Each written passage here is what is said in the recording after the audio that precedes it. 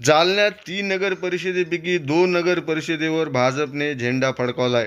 परतूरमध्ये आधी काँग्रेसच्या ताब्यात असलेली नगर परिषद आता भाजपने ताब्यात घेतली।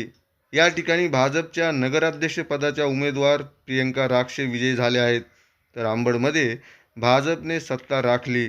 या ठिकाणी भाजपच्या नगराध्यक्षपदाच्या उमेदवार देवयानी कुलकर्णी विजयी झाले आहेत। अंबडमध्ये राष्ट्रवादी शरद पवार पक्षाचे नेते राजेश टोपे यांना यामुळे धक्का बसलाय, तर भोकरदनमध्ये आधी काँग्रेसच्या ताब्यात असलेली नगर परिषद राष्ट्रवादी शरद पवार पक्षाच्या ताब्यात आली। या ठिकाणी राष्ट्रवादी शरद पवार पक्षाच्या नगराध्यक्षपदाच्या उमेदवार समरीन मिर्झा विजय झाल्याने काँग्रेस जिल्हाध्यक्ष राजाभाऊ देशमुख यांच्यासह भाजपा नेते रावसाहेब दानवे यांना धक्का बसलाय।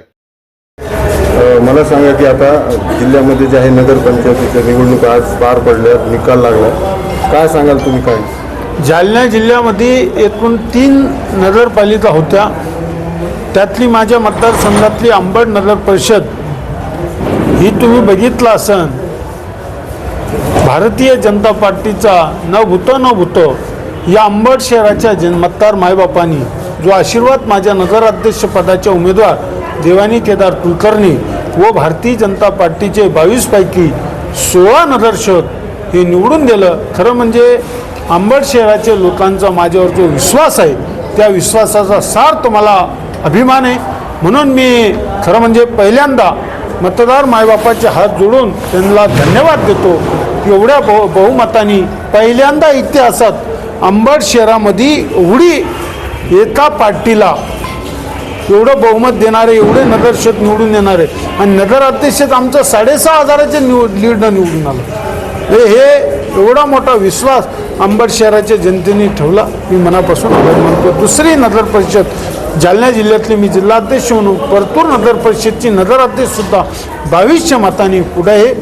मी 3 पैकी 2 आज आघाडीवर आहे।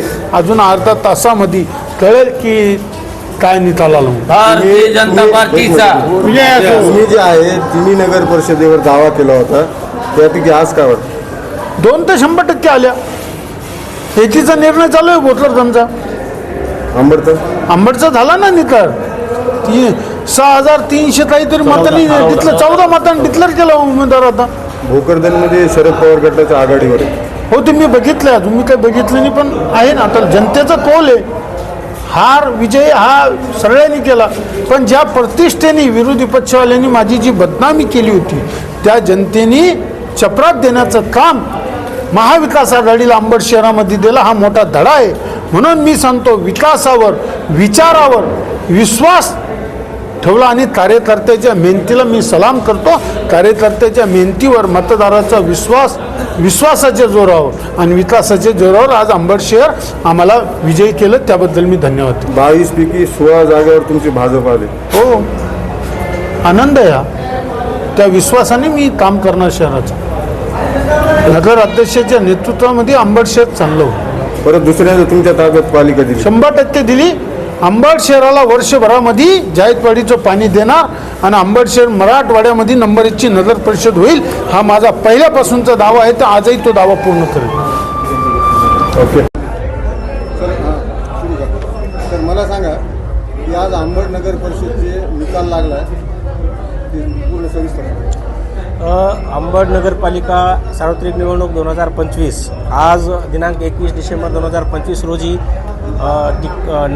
मतमोजणी झालेली आहे। त्यानुसार आपण निकालसुद्धा जाहीर केलेला आहे। आपल्याकडं 11 प्रभाग आहेत। 11 प्रभागामध्ये प्रत्येक ठिकाणी अ आणि ब अशा 2 जागा होत्या। असे एकूण 22 उमेदवार होते आणि एक थेट नगराध्यक्ष या पदाकरता उमेदवार पद होतं। या सर्वांचा निकाल या ठिकाणी लागलेला आहे।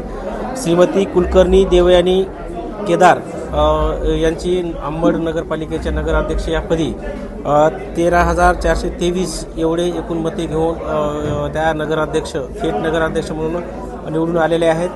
बाकीच्या सर्व प्रभागामध्ये प्रभाग क्रमांक 1 अ यामध्ये बाबर ज्योती कृष्णा, 1 ब गंगाधर मच्छिंद्र वराडे, 2 अ कुचे उज्ज्वल देवीदास, 2 ब कुलकर्णी सविता सौरभ, 3 अ ताराबाई बबनराव शहाणे, 3 ब खरात विश्वजित विलासराव, 4 अर्जुन नारायण भोजने, 4 ब आसमा परवीन अफरोज खान पठाण, 5 जाधव बंडू सिंग साहेबराव, 5 ब खरात मंगल दिलीप, 6 सचिन लक्ष्मण खरात, 6 ब शेख बदरुनिसा बेगम खुर्शीद अहमद, 7 हाशमी नूरजहा मुस्ताक नाजाभाई, 7 ब शेख फिरोज शेख अजीज, 8 पद्माबाई बाबूराव वराडे, 8 ब कुलकर्णी केदार भवानीदास, 9 बुर्ले ललिता जितेंद्र, 9 ब खरात संदीप साहेबराव, 10 रंजना बाळाभाऊ खरात, 10 ब राम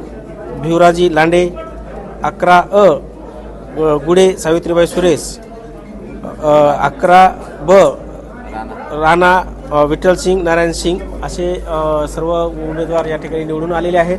सर्व ही निवडणूक प्रक्रिया, मतमोजणी प्रक्रिया ही अत्यंत शांत पद्धतीनं झालेली आहे, पारदर्शक पद्धतीनं झालेली आहे.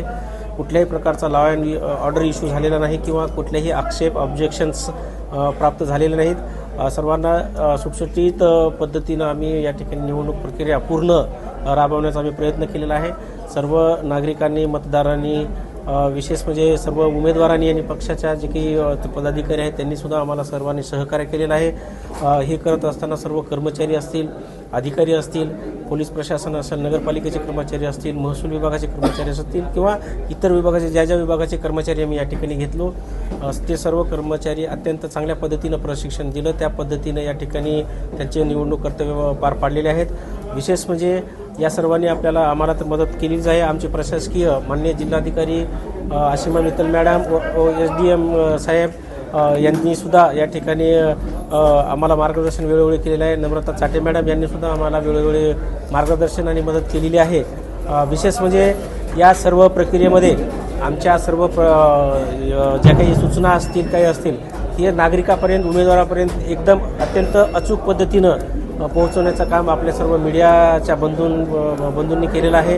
त्यामुळे विशेष करून आपले सुद्धा सर्वांचे या ठिकाणी आभार व्यक्त करण्यात येत आहे. सर्व निवडणूक प्रक्रिया शांततेत पार पाडून या ठिकाणी सहकार्य केल्याबद्दल सर्वांचे धन्यवाद. थँक्यू.